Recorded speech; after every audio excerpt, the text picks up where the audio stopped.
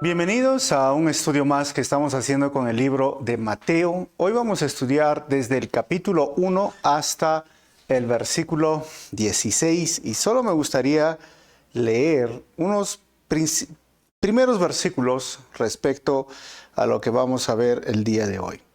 Recuerda que estoy usando la NTV y dice: cuando Jesús terminó de hablar todas esas cosas, dijo a sus discípulos: como ya saben, la Pascua comienza en 2 días y el Hijo del Hombre será entregado para que lo crucifique.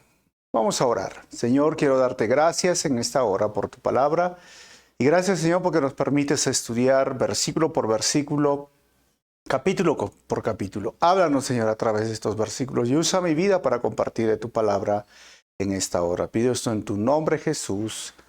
Amén. Estamos en un capítulo 26 del versículo 1 al 16 en esta serie que se llama El Rey Mesías. Estamos viendo los últimos días del Mesías antes de la cruz. Y hemos visto que Daniel capítulo 7 versículo 13 nos ha mostrado a Jesucristo, igual como hemos leído en el capítulo 25, viniendo con poder, con todos sus ángeles, como un rey triunfador. Hemos visto que hay una diferencia entre el juicio que se llama el Bema, que es el tribunal de Cristo, para los cristianos donde se otorgarán coronas, la diferencia con el juicio de las naciones y la diferencia con el gran trono blanco. ¿Ya? Entonces, todo eso lo hemos visto anteriormente y está grabado. Si estás escuchando por primera vez este estudio, tengo todo el capítulo, desde el capítulo 1 hasta el capítulo 26 ahora, está grabado en el canal de YouTube y puedes verlo versículo por versículo. Son muchos videos, pero esto lo hacemos de esta forma en la iglesia para traer el instituto bíblico o el seminario y lo ponemos a disposición de cada persona que esté interesada en escuchar la palabra del Señor. Mateo está terminando su carta y hay un contraste en estos versículos que vamos a estudiar del 1 al 16 y esos contrastes tienen que ver mucho con la actitud de cada persona que se acerca del Señor. Miren, Latinoamérica es conocido por su devoción a Dios, entre comillas. La gran mayoría cree en Dios. Hay ateos también, que es muy extraño en mi opinión, porque los demonios no llegan a ese nivel, porque los demonios creen en Dios y tiemblan, pero los ateos no creen en Dios. Bueno, ese es otro nivel. Pero, ¿en qué Dios?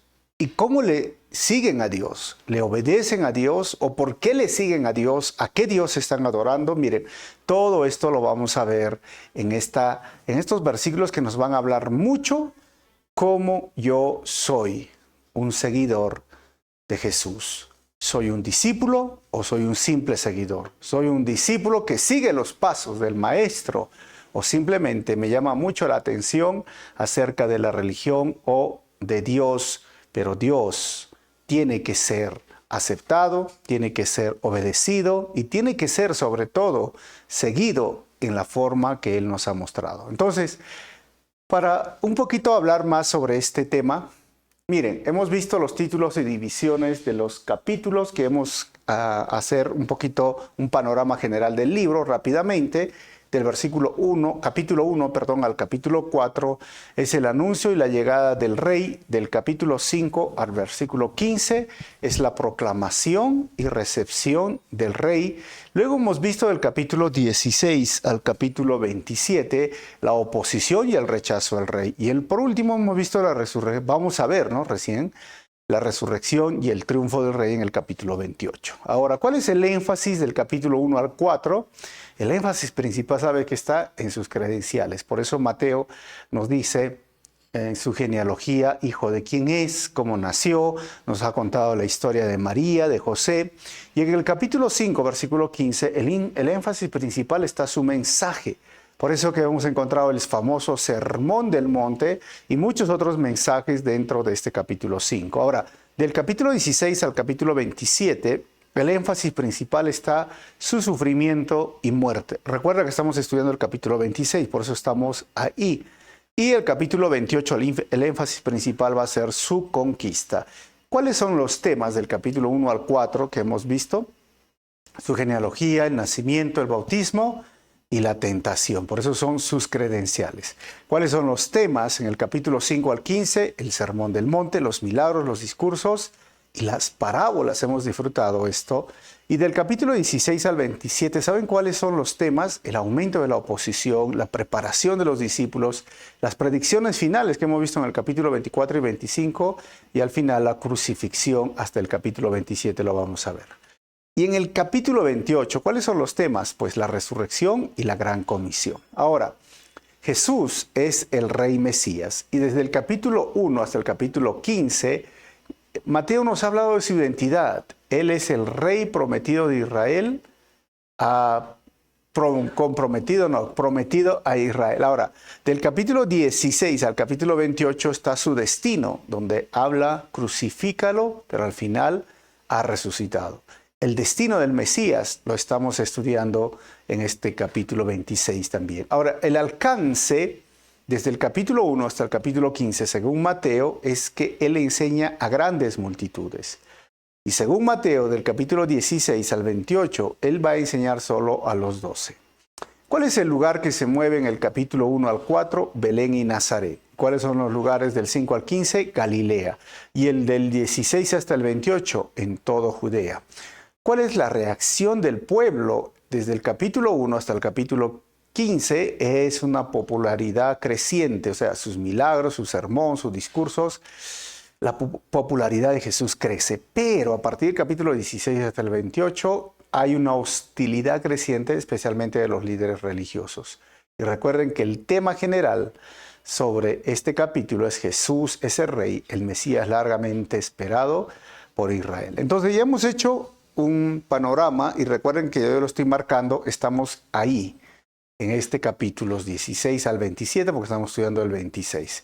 El bosquejo entonces de hoy, que tiene que ver con las últimas horas de Jesús. Vamos a ver del 1 al 2 las últimas horas de Jesús en su comienzo. Del capítulo 3, versículo 3 al 5, perdón, las últimas horas de Jesús comienza con una conspiración. Del 6 al 13, las últimas horas de Jesús comienzan con un ungimiento para su muerte. Y del 14 al 16, las últimas horas de Jesús comienza con el acuerdo de Judas y los principales sacerdotes. Vamos a ver del 1 al 2, las últimas horas de Jesús en su comienzo. Dice el versículo 1, cuando Jesús terminó de hablar todas esas cosas, dijo a sus discípulos. Versículo 2, como ya saben, la Pascua comienza en 2 días y el Hijo del Hombre será entregado para que lo crucifiquen. O sea, miren que esto es algo muy interesante empezando en estos versículos. Porque dice, cuando terminó de hablar, está hablando del capítulo 24 y 25, sobre las predicciones finales. Ahora nos habla el contexto, están en la Pascua.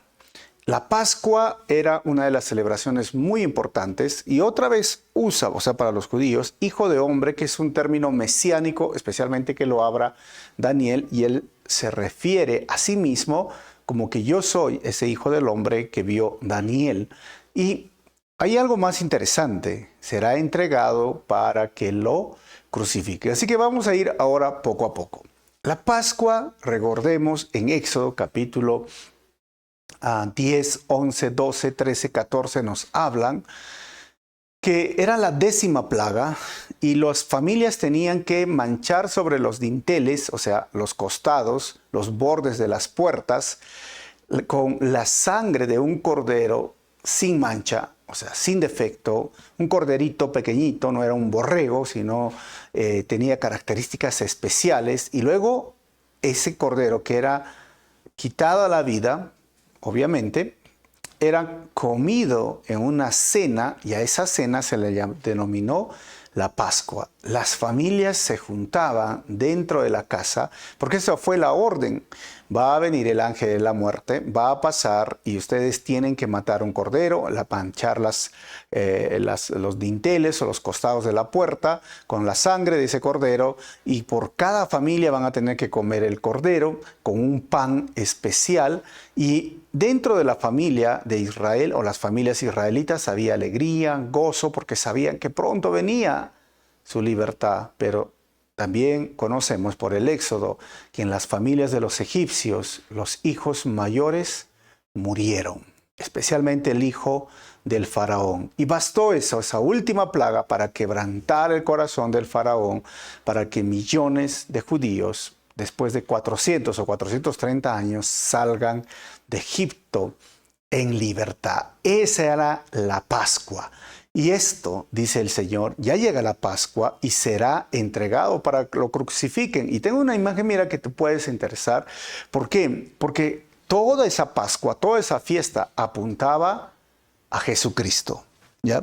Todo eso apuntaba ¿a quién? A Jesucristo. O sea, Jesús es el Cordero de Dios, dice el texto, que quita el pecado del mundo. Juan lo describió de esta forma cuando él venía para ser bautizado. Él dijo, Él es el Cordero de Dios. O sea, si en la Pascua se mataba un cordero y la sangre derramada del cordero y protegía la casa, y miren que no importaba cuántas personas había en la casa, no importaba si eran justos o injustos, no importaba si estaban bien o estaban mal, no le importó. El ángel de la muerte pasó y al ver la sangre del cordero pasó de largo y se fue hacia los egipcios. Pero ahora esa Pascua, ese sinónimo de libertad de la esclavitud de más de 400 años, venía a ser un tipo, un símbolo, una sombra de lo que iba a ser la realidad. Jesús era ese cordero sin pecado, sin mancha, sin culpa, iba a derramar su sangre en la cruz del Calvario para que tus pecados y mis pecados sean borrados, y no le importó si tú eras bueno o malo. Él murió por ti, Él murió por mí, aun siendo pecador, aun siendo enemigos de Dios, dice la palabra, Cristo murió por nosotros y Él será entregado para que lo crucifiquen. Nuestro Señor, hermanos, sufrió la tortura y el martirio de la cruz. Tú sabes muy bien, atravesaron sus manos, lo latigaron, y el 14 de Nisan a las 3 de la tarde, que justo era el día y la hora y el momento que empezaba esta celebración, que se mataba el cordero, Jesús, el Cordero de Dios, murió en la cruz.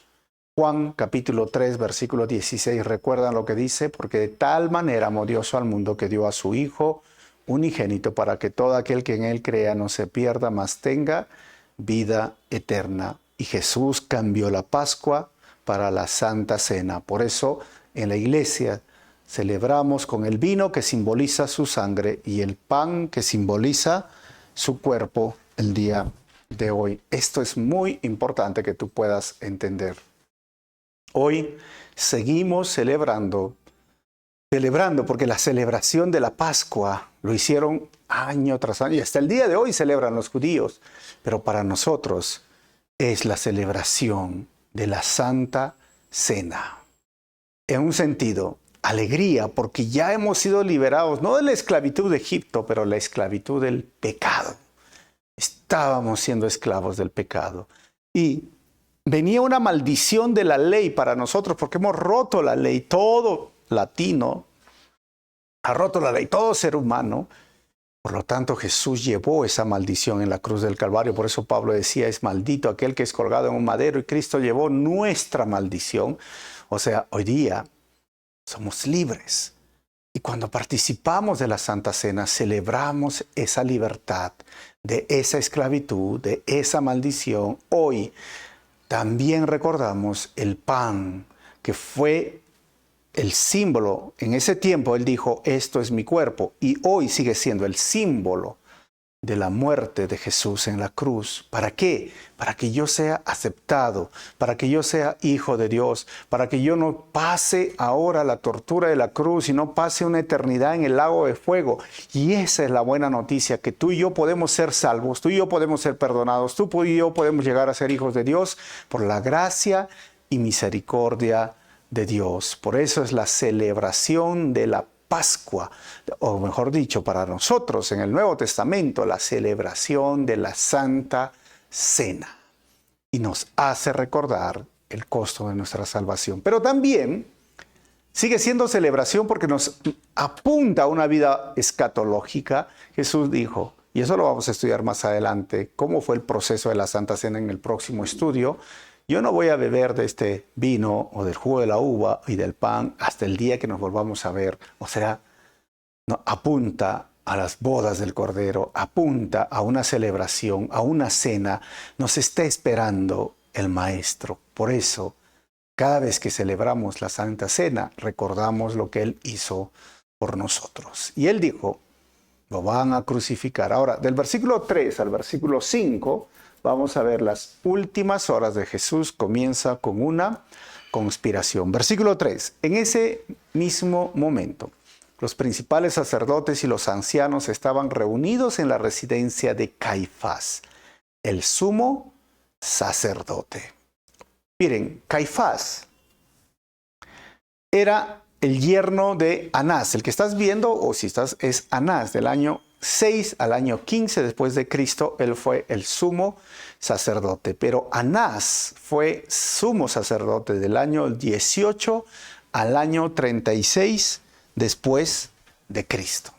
Ahora, ¿qué significa esto? Mire, este es el momento donde habían dos sumos sacerdotes. Estaba Anás, que era, como les dije, el más anciano y el que no había muerto. Y esto era algo extraño, porque normalmente la ley decía que tenía que morir el sumo sacerdote y luego recién podía ir o ascender otro sumo sacerdote. Pero esto no se pudo realizar según la ley. ¿Saben por qué? Porque el Imperio Romano estaba gobernando y estaba dominando a los israelitas, y Caifás era joven, liberal, saduceo, y entonces eso hacía que él sea manejable para el Imperio Romano. Mejor dicho, era un político más que un religioso. En otras palabras, ya no lo tomaron como un cargo espiritual porque representaba, ¿verdad?, al sumo sacerdote, que era también un tipo de Jesucristo, sino ya se volvió un tema político y un tema en el cual, corrupto además, manejable por el Imperio Romano. Y este sumo sacerdote, Caifás, fue el que más duró de esta etapa de Jesús, porque, miren, después del año 36 hubo aproximadamente 28 sumos sacerdotes hasta el año 69-70, que se destruyó el templo y ya no existían más sumos sacerdotes, porque los romanos, mataron a muchos sacerdotes. Entonces, o sea, realmente cambiaban como cada año, porque el Imperio Romano era idólatra, el Imperio Romano imponía sus leyes, iba en contra de las leyes judías, así que cada momento tenían que cambiar. Pero ahí estaba, y este era Caifás, no era Anás. Los judíos, ancianos y todos, respetaban más a Anás. Por eso que el primero de los juicios es frente a Anás, y luego lo llevan a Caifás. Eso no lo registra Mateo. Ahora, Vitelio, que era emperador de Siria, en ese momento lo saca a Caifás en el año, después de 2 años que muere nuestro Señor. Estamos hablando del año 32, 33, ¿no?, que se llama Vitelio.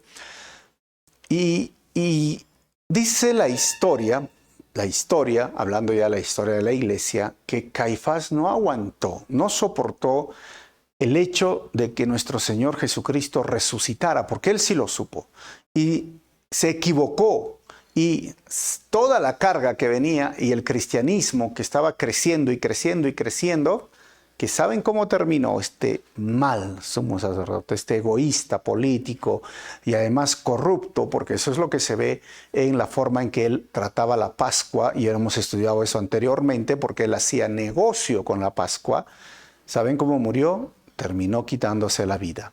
Se suicidó el año 35, entrando al año 36. Curiosamente, Caifás terminó sus días de esta forma. Ahora, el versículo 4 lo lleva donde Caifás es, ¿qué están haciendo ellos? Tramando cómo capturar, o sea, el Sanedrín, los 70 ancianos, a Jesús.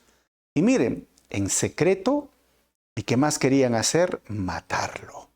Versículo 5. Pero decían, y lo he remarcado, no durante la celebración de la Pascua, acordaron, no sea que la gente cause disturbios. Y esto es algo interesante, mira, porque ellos son los 70, expertos en la ley, somos sacerdote, el sacerdote, los fariseos, o sea, la Pascua quizás era la fiesta más grande. Habían 7 fiestas judías, pero la Pascua congregaba miles, algunos dicen millones, ¿no? Según Josefo o Berkeley, que es un experto. La ciudad se llenaba, era como una peregrinación, y hasta el día de hoy sigue siendo una peregrinación, pero es como, no sé, si vas al centro comercial en Navidad, no sé, hoy día hemos pasado pronto el día de Arequipa, la Plaza de Armas estaba que no había espacio para nadie, o sea, así se llenaba Jerusalén, y ellos decían, no voy a hacer, pero ellos celebraban la Pascua, que era la fiesta más grande, que representaba la liberación de Israel después de 400 años, pero era curioso porque a la vez trataban de matar, trataban de pecar, ir en contra de la ley. Y esto es algo curioso, hermanos, porque los panes sin levadura empezaba inmediatamente, estas fiestas se llamaba el Yah HaMatzot, inmediatamente después del viernes. O sea, miren, les voy a poner un calendario. Sigamos, es martes, miércoles, jueves, y empezaba la Pascua en el viernes, que se celebraba, como les dije, a las 3 de la tarde se mataba el Cordero, y fue justamente el día que nuestro Señor murió en la cruz. Los siguientes 7 días era la celebración de los panes sin levadura. Y por eso es que se refería a estas fiestas. ¿Y qué significaba esto? Si la Pascua era la gran fiesta, ¿no? O sea, era lo máximo, nacionalista, libertad y lo más sagrado, porque pasaron años y pues eso se preservó el pueblo judío. La fiesta de los panes sin levadura, que también le dio una orden Dios a Moisés que saquen la levadura de su casa en ese día, lo instituyeron para decir que la levadura significaba el pecado. Es decir, vivamos una vida sin pecado.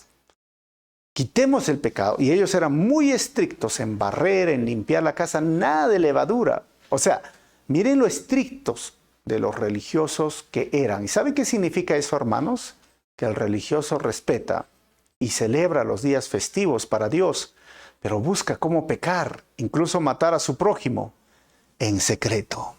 Y esto es algo muy, muy, muy interesante hasta el día de hoy. Como les decía en el comienzo, muchos dicen, no, yo sí creo en Dios, yo sí en Papito Dios, yo sí le rezo, no sé, en Navidad y especialmente en Semana Santa.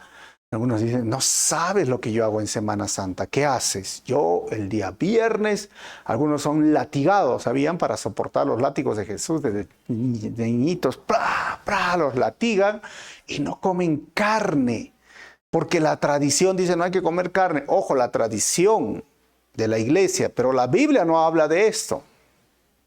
Pero ellos son tan religiosos. Y hablando acá de mi país, hacen 7 mazamorras, hacen una comida especial, por ahí sale la sopa de viernes, y van por las iglesias, tienen que ir por 7 iglesias, y tienen que hacer un peregrinaje, algunos a un lugar muy cercano. Realmente el religioso hace esto, no come carne, pero ¿sabes? Planifica cómo pecar el próximo viernes, porque dicen, es viernes y se seca la garganta y vamos a emborracharnos y vamos a pecar o hasta tener sexo fuera del matrimonio, porque al final es la vida y hay que vivir la vida. Pero el viernes santo no comen carne. Es muy parecido a lo que estaban haciendo estos religiosos en el tiempo de Jesús. ¿Qué pasó? Versículos 6 al 13, las últimas horas de Jesús comienza con un ungimiento para su muerte. Dice el versículo 6, mientras tanto, Jesús se encontraba en Betania, en la casa de Simón, un hombre que había tenido lepra. Ojo, Betania, hermanos, era muy cerca de Jerusalén, y miren, lo he remarcado si puedes ver, Betania, 720 metros sobre el nivel del mar, pero era unos 15 kilómetros, muy cerca, iban a pie. Y la casa habla de Simón, aunque Juan capítulo 12, versículo 2 al 8, habla que la casa era de María, Marta y Lázaro. Un leproso, que Jesús probablemente lo sanó, no registra los evangelios, pero si estaba en la casa, que estaba sano, pero también eran parientes de María, Marta y Lázaro, y eran en esta casa de Betania. 7. Mientras comía en esta casa de Simón, entró una mujer con un hermoso frasco de alabastro que contenía un perfume costoso y lo derramó sobre la cabeza de Jesús. Miren, Jesús estaba comiendo y dice una mujer. Todos identifican a esta mujer, ¿saben con quién? Con María. María derramó sobre la cabeza. Pero algunos dirán, pero los relatos dicen que María o una mujer también lavó los pies con sus lágrimas. Sí, pero los relatos hablan de dos mujeres. Ahora, Juan 12:3 nos ayuda a entender esta historia. Dice, y entonces María, y la identifica ahí, tomó un frasco con casi medio litro. Ojo, medio litro de un costoso perfume preparado con esencia de nardo. Le ungió los pies a Jesús y los secó con sus propios cabellos. La casa se llenó de la fragancia de perfume. O sea, agarró este medio litro con sus cabellos, empezó a lavar también los pies de Jesús. Entonces, miren, ¿qué está pasando acá? Como les dije hace un momento, son dos relatos. No hay que confundir cuando una mujer que había cambiado su vida, de tener una vida de prostitución y ahora conoce el perdón del Señor y lo unge. Eso es otro evento que lo narra Lucas. Pero este es otro evento. Y estamos hablando muy cerca a ir a la cruz. Segundo, es María. Y algunos dicen, pero hay contradicción, porque ¿cómo es que dice Juan que lavó los pies y el otro dice ahora Mateo que le derramó sobre la cabeza? Pero estamos entendiendo por los textos paralelos que es medio litro. Era suficiente medio litro para echarle en la cabeza todo el cuerpo y llegar a los pies. Así que no hay contradicción. A veces simplemente es complementación al relato bíblico. Ahora, vamos a ver. El texto dice, era esencia de nardo, con lo que estamos viendo con Juan.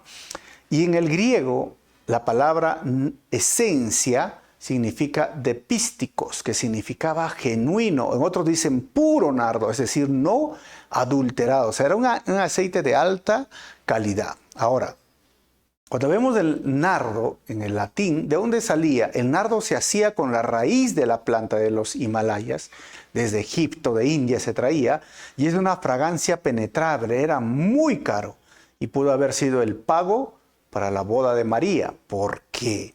Porque miren, según la historia, especies y aceites eran utilizados como inversiones porque eran pequeñas, portátiles y se podían vender con facilidad. O sea, era muy querido. Ahora, Plinio, que es un autor que no es cristiano, del siglo I, él dice, el mejor aceite es el alabastro preservado. El valor del perfume y su identificación como un nardo sugiere que era la reliquia de la familia, la cual se pasaba de generación en generación de madre a hija. Y antes de entrar al versículo siguiente, miren, de madre a hija, o sea, era tan preciado, era tan caro y era tan especial que María, hermana de Marta, hermana de Lázaro, hace algo muy, muy extravagante, algo que le llama la atención.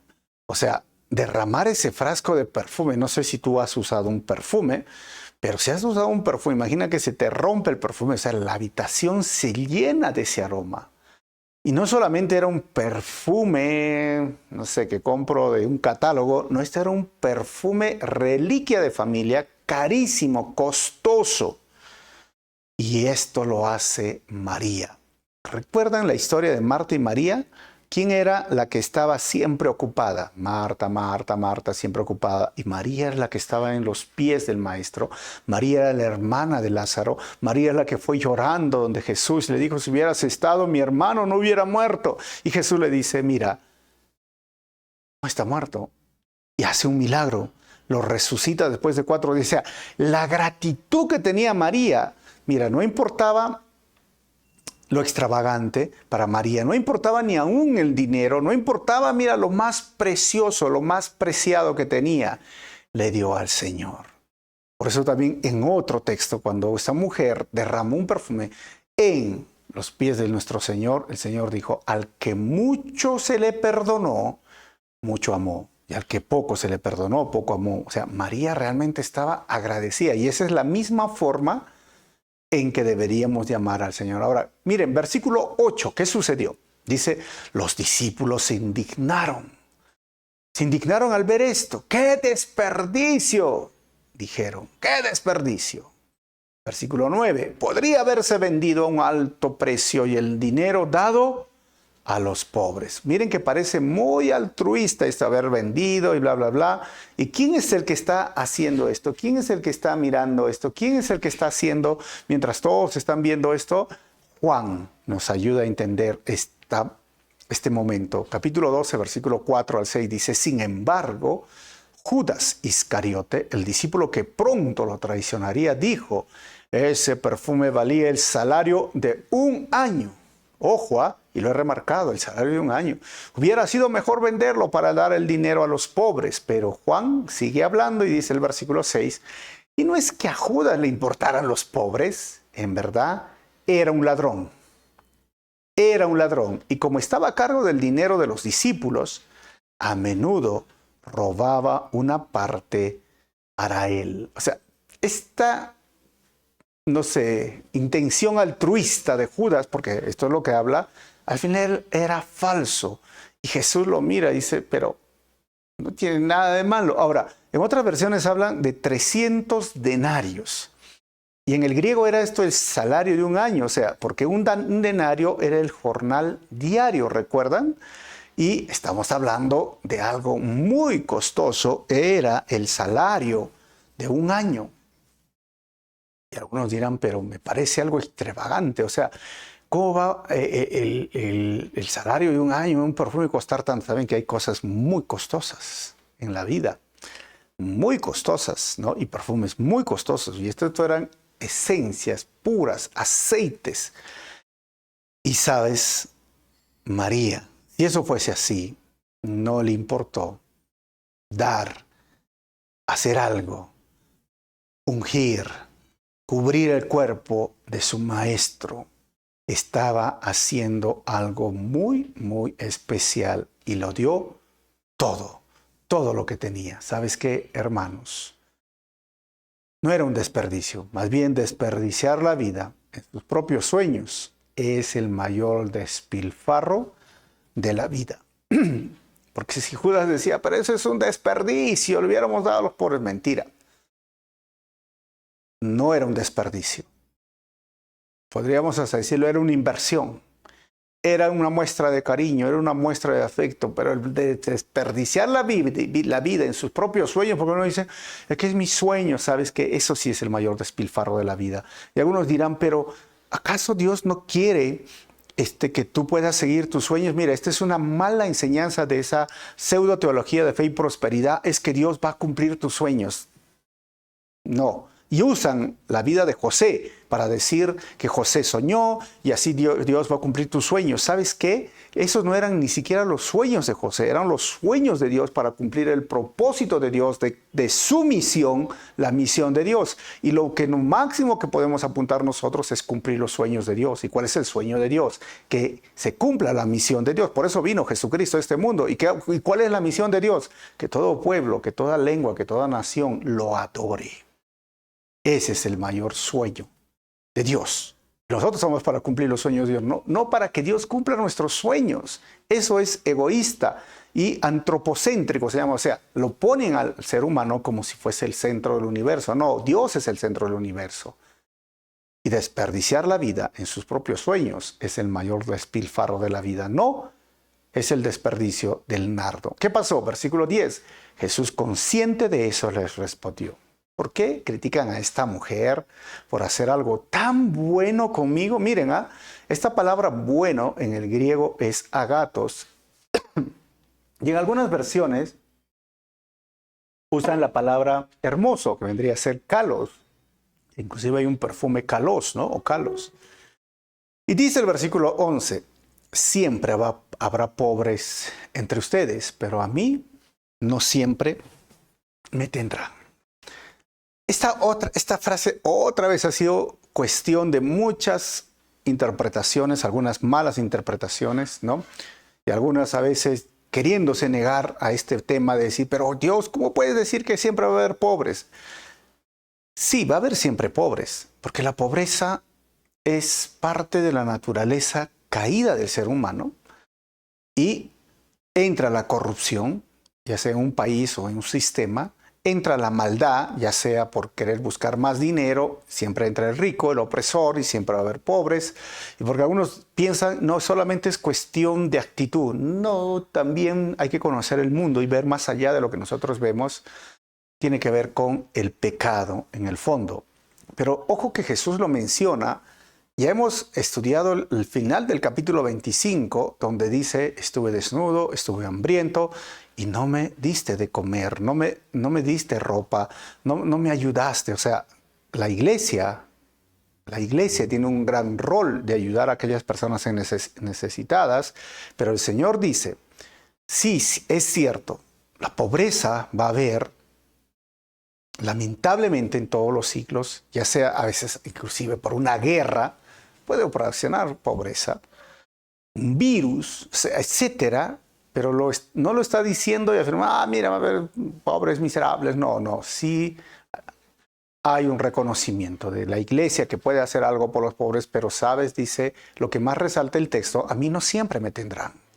No siempre. Y eso es lo que está enfatizando. Versículo 12, ella dice, ha derramado este perfume sobre mí a fin de preparar mi cuerpo para el entierro. O sea, María hizo algo tan especial, por eso Juan 10, 17 al 18 dice, el Padre me ama porque sacrifico mi vida para poder tomarla de nuevo. 18, nadie puede quitarme la vida, sino que yo la entrego voluntariamente en sacrificio, pues tengo la autoridad, dice el Señor, para entregarla cuando quiera y también para volverla a tomarla. Esto es lo que ordenó mi Padre. Recuerda, hermano, entonces, creer en Jesús es creer sus buenas promesas y creer en sus juicios y disciplina. ¿Por qué estamos leyendo Juan? Porque Juan nos relata, Jesús sabía lo que le iba a esperar. Jesús está yendo a una muerte. Jesús está entregando su vida por ti y por mí. María le cree a Jesús. Porque en versículos anteriores, estamos leyendo el versículo 1, 2, dice, mira, llegó el momento en que el Hijo del Hombre será crucificado. María le cree, porque va a pasar horas y nuestro Señor va a ser crucificado. Y por eso lo unge. Y Jesús dice, ella está haciendo algo, está preparándome para mi sepultura. Porque antiguamente se ungía a los reyes, a los sacerdotes y a los que estaban también muertos. A los profetas, obviamente, pero también a los muertos. Y él decía, esto es lo que está haciendo ahora María. Pero pongámonos a pensar, María fue la única persona que creyó en Jesús que pronto iba a morir. Yo me imagino a los discípulos, ¿no? Después los discípulos podían decir, ¿pero qué estás hablando, Jesús? La gente te está saludando, acabas de entrar el domingo de Ramos, ¿no? Lunes, martes, miércoles, jueves. Tu popularidad está creciendo. Mira, por eso estaban peleando. Cuando entres a tu reino, yo quiero estar a tu derecha, a tu izquierda, yo quiero ser tu ministro de Economía, yo quiero ser el ministro del Interior. Estaban alucinando y Jesús decía, pronto voy a ser crucificado. Y yo me imagino a los discípulos, pero ¿por qué? Si tú eres inocente, ¿qué has hecho? ¿Has robado? Porque la crucifixión eran para los sediciosos, para los delincuentes, para los más vulgares delincuentes. Y Jesús no era delincuente. Y Jesús decía, me van a crucificar. Y los discípulos, ¿por qué? No creían, pero María sí creyó. Y ese es el punto, hermanos. Creer en Jesús es creer sus buenas promesas y creer en sus juicios y disciplina. Algunos solo quieren creer, ¿no? La palabra bendición, que Jesús quiere bendecirte, que Jesús quiere ayudarte, que Jesús quiere sanarte. Amén. Y eso es el pseudo evangelio de prosperidad.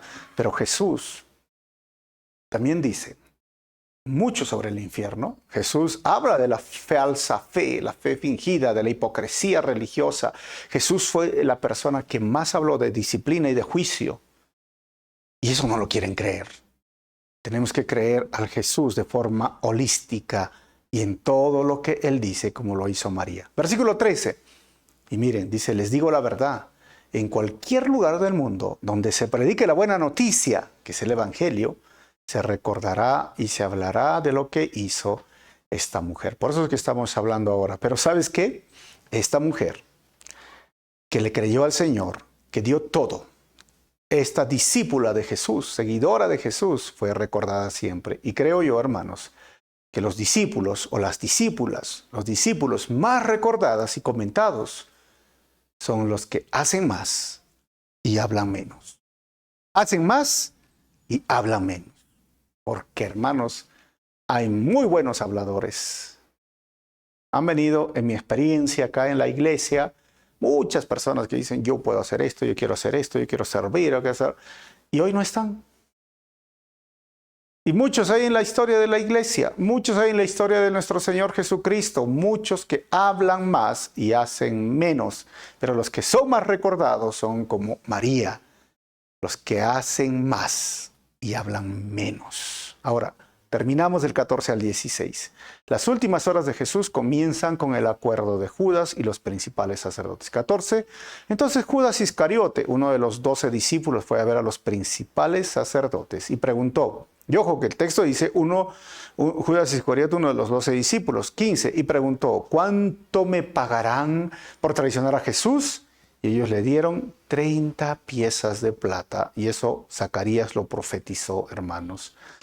Pregunto, ¿por qué Judas decidió entregar a Jesús? Podríamos decir 3 puntos. 1, quizás sus sentimientos fueron lastimados cuando Jesús le reprendió después de que María derramó el perfume sobre los pies de Jesús, ¿no? Porque me está llamando la atención. 2, quizás Judas quería forzar a Jesús a hacer una demostración de gloria mesiánica, es decir, lo confronto contra los romanos y el Señor va a sacar, al igual que Moisés, todas sus plagas. 3, quizás era simple codicia, como hemos visto en Mateo 26, 15. ¿Saben por cuál? Yo me inclino, quizás por todas, pero la verdad es que Judas, al ver que Jesús no le importó derramar un perfume costoso, y me inclino más por el último, porque él era codicioso. Y él entendió más que los otros discípulos, porque los otros estaban peleando y diciendo, mira, cuando venga tu reino, yo voy a estar a tu derecha, a tu izquierda. Él entendió, el reino de Jesús no es material. El reino de Jesús no es político. El reino de Jesús es espiritual. Porque mira, no le importa el dinero, no le importa lo material. Y Judas decidió sacar beneficio, provecho, 30 piezas de plata para vender a su maestro. Porque él sí sabía, él se dio cuenta. Podemos verlo más adelante, pero porque él era codicioso. Y Juan lo refuerza. Era un ladrón.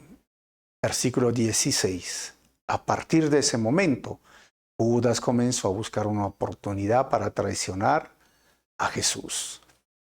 Recuerda, hermanos, Dios creó a los seres humanos con la libertad de obedecer o de desobedecer, igual que a Judas, pero el hombre eligió desobedecer. Judas tenía la oportunidad de no hacerlo. Y lo vamos a ver por los relatos más adelante, de Juan. Tenía la oportunidad. Dios le dio las oportunidades. Le dijo, yo sé, alguien me va a traicionar. Al que le dé el pan me va a traicionar. Pero, ¿sabes qué? Judas eligió desobedecer.